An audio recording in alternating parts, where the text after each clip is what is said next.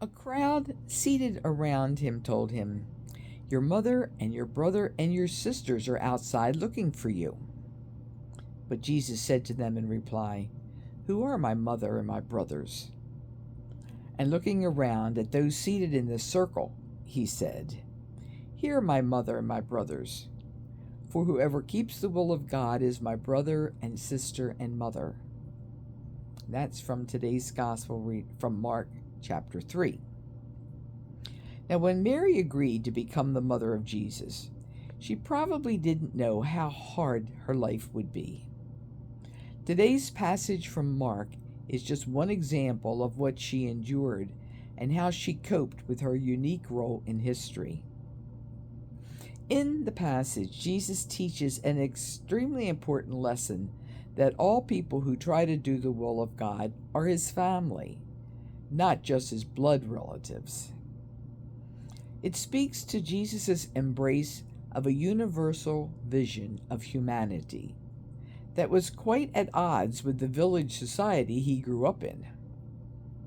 But in doing so, he seems to disrespect his actual mother and relatives. I can't help wondering how his words felt to Mary, because she surely knows that she would suffer repercussions from them. I imagine the local gossips blaming Mary for raising a crazy man who wandered around telling people what to do, not having a job or raising a family. Ironically, of course, they would be right. Mary most certainly played an important role in shaping Jesus' worldview, because that's what mothers do. But too often, Christians fail to give Mary the credit she deserves for shaping Jesus. Whenever I read a gospel passage featuring Mary, I find myself focusing on her graceful strength. So different from the syrupy, saccharine images that we were fed as children, all along with all the pretty hymns and May crownings. In the paintings of the Madonna, Mary never seems like a real person. Only Michelangelo's Pietà gives us a sense of the strength of this long-suffering woman. I developed a devotion to Mary when I started paying attention to the Mary of the Gospels, even though their writers often downplay her role. This Mary never wore silks or lived in a marble palace. She was a poor woman, married to a man who worked with his hands. Her home and clothing must have been rudimentary.